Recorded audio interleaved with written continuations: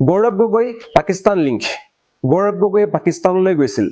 গৌৰৱ গগৈৰ পত্নী Elizabeth Colbourn গগৈয়ে পাকিস্তানৰ পৰা দৰমহা লৈছিল। গৌৰৱ গগৈৰ সন্তানে বিদেশী নাগৰিকত্ব লৈছে। কি এটা সুন্দৰ নেৰেটিভ। জনতা ব্যস্ত গৌৰৱ গগৈৰ পাকিস্তান লিংকক লৈ। কিন্তু গৌৰৱ গগৈ নীৰৱ।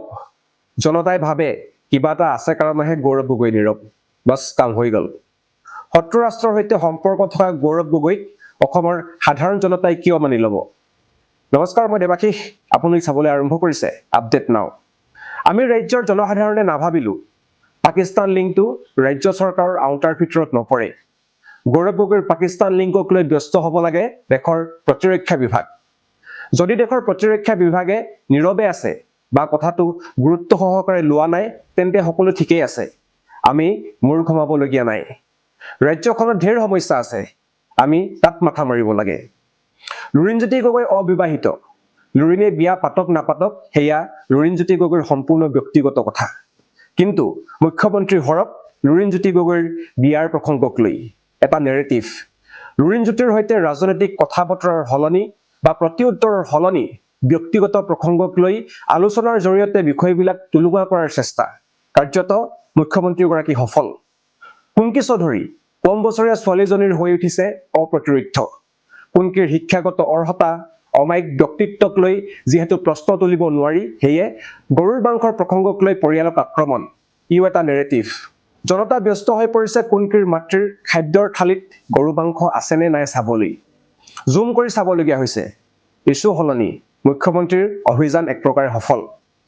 এনেদৰে মাজে সময়ে আমাৰ মাননীয় মুখ্যমন্ত্ৰীগৰাকীয়ে জনতাৰ দৃষ্টি মূল সমস্যা বা প্ৰশ্নসমূহৰ পৰা আঁতৰাই নিবলৈ, ইছ্যুক ডাইভাৰ্ট কৰিবলৈ কিছুমান পৰিকল্পিত নেৰেটিভ সৃষ্টি কৰে।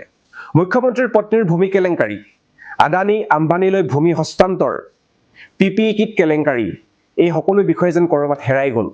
প্ৰিয় দৰ্শক, মন কৰিব যে এইবিলাকৰ বাবে কিন্তু মুখ্যমন্ত্ৰী পোনপটীয়াকৈ দায়ী নহয়। চতুৰ ৰাজনীতিত সিদ্ধহস্ত হিমন্ত বিশ্ব শৰ্মাই অসমৰ জনসাধাৰণৰ পালছ অধ্যয়ন কৰি থৈছে। তেখেতে জানে যে খোজটো ক'ত মাৰিব লাগে। জনসাধাৰণক মৌলিক সমস্যাসমূহৰ পৰা আঁতৰাই ৰাখিবলৈ ডাইনামিক মুখ্যমন্ত্ৰীজনে নিজৰ শক্তিহেল প্ৰয়োগ কৰে আৰু জনসাধাৰণো তাতেই ব্যস্ত হৈ পৰে। ইফালে বহু চৰ্চিত 501 নম্বৰ কোঠাটোৰ পৰা জনসাধাৰণক দিগভ্ৰান্ত কৰিবলৈ, জনসাধাৰণক আভুৱা মাৰিবলৈ সেনানীসকল আছেই। প্ৰিয় দৰ্শক, গোৱেবলছৰ কথা জানে নহয়? পল জোচেফ গোৱেবলছ আছিল হিটলাৰৰ নাজী বাহিনীৰ এজন অন্যতম মন্ত্ৰী, যিয়ে মিছা খবৰৰ প্ৰপাগাণ্ডাৰে জাৰ্মানী উপচাই দিছিল। সেই গোৱেবলছৰ কাহিনী পুৰণা হ'ল। এতিয়া অসমত সেই গোৱেবলছৰ প্ৰপাগাণ্ডাই চলি আছে। আম্বানী, আদানী, ৰামদেৱক ভূমি গতাই দিবলৈ মিয়া উচ্ছেদৰ প্ৰপাগাণ্ডা চলোৱা হয়। জনসাধাৰণে গমেই নাপায় উচ্ছেদৰ আঁৰৰ ৰাজনীতি। এনেদৰে চলিছে মুখ্যমন্ত্ৰীৰ ভুৱা নেৰেটিভ নিৰ্মাণৰ কুটিল ৰাজনীতি। জনসাধাৰণে মিয়া গো মাংসক লৈ ব্যস্ত হৈছে, আচল সমস্যা পাহৰি গৈছে। অৰুণোদয়ৰ নামত হিতাধিকাৰীৰ সৃষ্টিক চৰকাৰে বহুত কিবা দিছে বুলি পতিয়ন গৈছে। নিৰ্বাচনী ৰণ জিকাৰ বাবে কেতিয়াবা বদৰুদ্দিন মুখ্যমন্ত্ৰী হ'ব, কেতিয়াবা শৰাইঘাটৰ যুদ্ধ নামৰ কাল্পনিক নাটকৰ সৃষ্টি কৰা হৈছে। জনসাধাৰণ ভুল গৈছে প্ৰচাৰৰ চমকত। মিয়াৰ ভয়ত ভোট দিছে।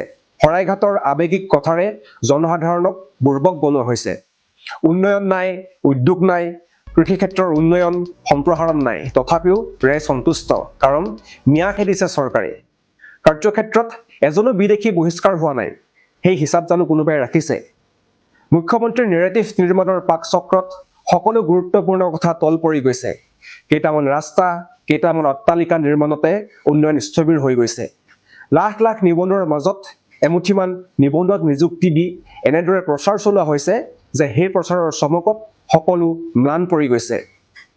চিকিৎসা মহাবিদ্যালয়ৰ বিল্ডিং তৈয়াৰ কৰা হৈছে, কিন্তু আন্তঃগাঁথনিৰ নামত একোৱেই নাই। চিকিৎসক নাই, নাৰ্ছ নাই, চিকিৎসাৰ সৰঞ্জাম নাই। সীমা সমস্যাই ৰাজ্যক জুৰুলা কৰিছে। স্থায়ী সমাধান নাই। বানপানী, কৃত্ৰিম বানপানীৰ কোনো সমাধান নাই। ৰাজ্যৰ লাখ লাখ চৰকাৰী স্কুল বন্ধ হৈ গৈছে। শিক্ষা ক্ষেত্ৰৰ কোনো উন্নয়ন নাই। ৰাইজে বুজি পোৱা নাই যে মধ্যাহ্ন ভোজনে শৈক্ষিক সমস্যা দূৰ নকৰে। এনে বহু উদাহৰণ আছে, ওলাই গৈ থাকিব, কিন্তু উন্নয়ন বিকাশৰ নেৰেটিভে সকলো মচি পেলাইছে। ইয়াৰ বাবে সম্পূৰ্ণ কৃতিত্ব লৈছে মুখ্যমন্ত্ৰীয়ে।